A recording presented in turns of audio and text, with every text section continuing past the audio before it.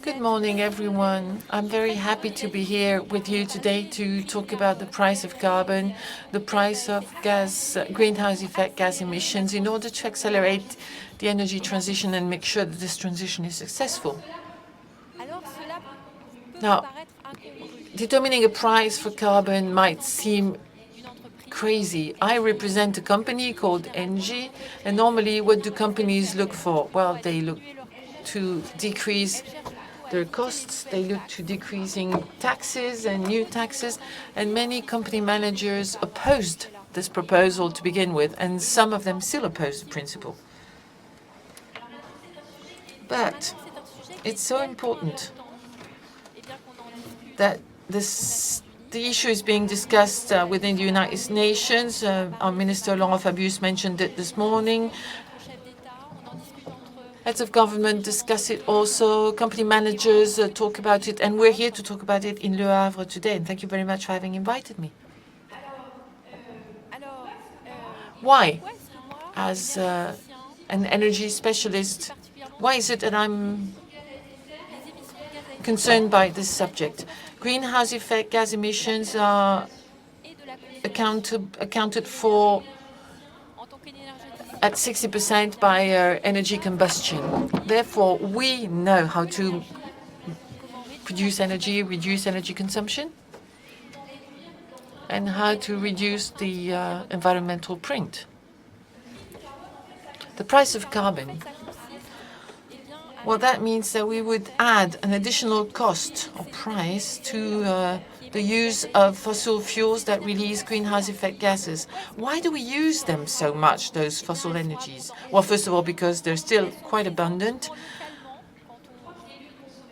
They can be found locally in many places across the world, close to where they're being consumed, and they're relatively cheap still. They're cheap. And therefore, we've become addicted, dependent on these fossil fuels. So if we want to decrease the dependence, then we have to accept that there is a price to pay in order to encourage the use of other kinds of energies which release less or no gases at all. Because not releasing any greenhouse effect gases is something that should be encouraged. This is the biggest windmill farm in Africa, which we operate, 130 windmills in Morocco, providing electrical power for 1.5 million households locally. 900,000 tons of CO2 are therefore not released into the atmosphere. The price of CO2 also helps us develop photovoltaic fields. This is the biggest power plant, 100,000 panels, 10,500 households being supplied in southern France. And there are other kinds of renewable energies that can be used. Some of them are more mature than others, technologically speaking. In some cases, we're still in the pilot phase, but in a few years' time, we'll be able to use those energies on a large scale. Some of them are not yet profitable enough to be used, and therefore we're still using fossil fuels. When talking about new technologies, for instance, this is a kind of mill that is placed under the sea. It's made by Alstom to use water currents and tidal movements. Here a trial is being conducted with 4 mills, which supply energy to 10,000 households. If there is a price to pay for the use of CO2, then this kind of project will be encouraged. There are also underground energies such as geothermal energy. This is a project with geothermal energy from the sea. If the water is 15 degrees, has a temperature of 15 degrees, we can cool down buildings or heat up buildings. On the contrary, this is a project in Marseille for 500,000 square meters of office space. The picture is a virtual picture. It's not an actual photograph, but it shows you what it will look like, because it's a whole new area of Marseille that will be built and heated with energy driven from geothermal underwater energy. Now, when we save energy, we have to understand that we're making savings and that the money can be used again. We need to change our mindset, our behaviors. We need to avoid wasting energy. We need to make sure that our buildings do not lose energy. We have to work with new technologies, digital technologies for one, and try and understand how to optimize both production and consumption. I think this is really something for the future generations. 100,000 people at ENGIE are working on this. There are 150,000 people working for us, and 100,000 thereof work daily on how to reduce energy consumption. I believe we're going in the right direction. And this is made possible if we agree to the fact that we must set a price for carbon fuels. Now, this is very positive, but we have to think about other countries. And the map, well, ideally, the map should be green and blue everywhere. I wish there were more markets applying a taxation on carbon fuels so that we go towards more renewable energy sources. We in Europe have the trading system, the European trading system called ETS. This system doesn't really work well. The prices are too low.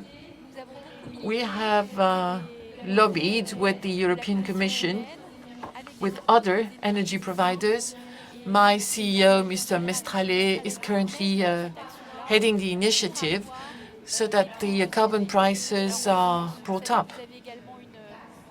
In France, there's a tax, the climate energy contribution, to try and change your behavior.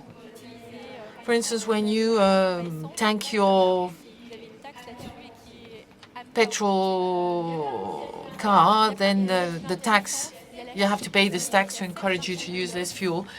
There are 7 pilot markets. China is going very, very fast, and China is going to deal with the issue of air quality, which is really a big issue in China.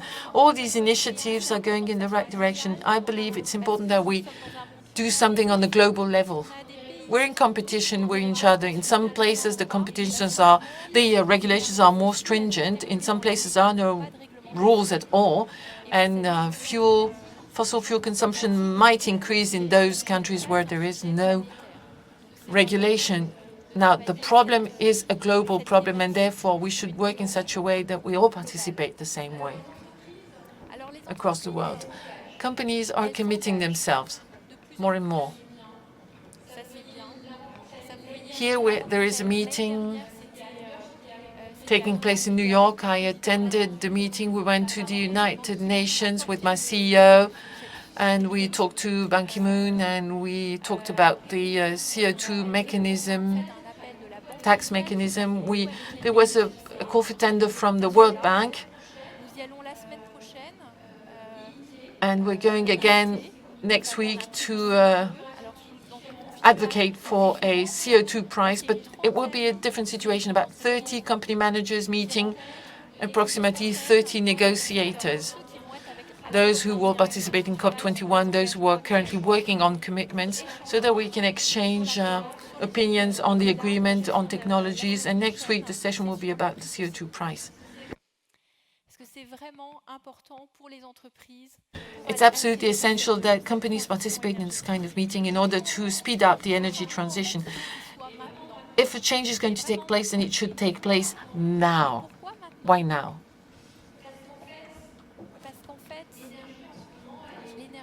Because energy right now is not very expensive. Crude oil is at the lowest level now, so it's easier to add a tax now when the price is low rather than when the price is high. The change should take place now. The price of CO2 is also going to encourage innovations, startups will be encouraged. New generations of engineers will be encouraged to work on this subject of renewable energies and energy efficiency.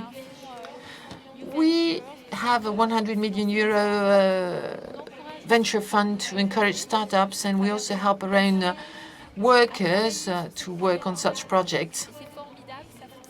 It's a very dynamic sector, and I believe we absolutely must go in that direction. So I'm not shooting in my own foot when I'm encouraging the government to apply a tax on carbon. An environmental disaster would be a disaster, an economic disaster for all of us. And we, as players in the economy, just like the various administrations, territories, consumers, must have a long-term vision. Thank you very much.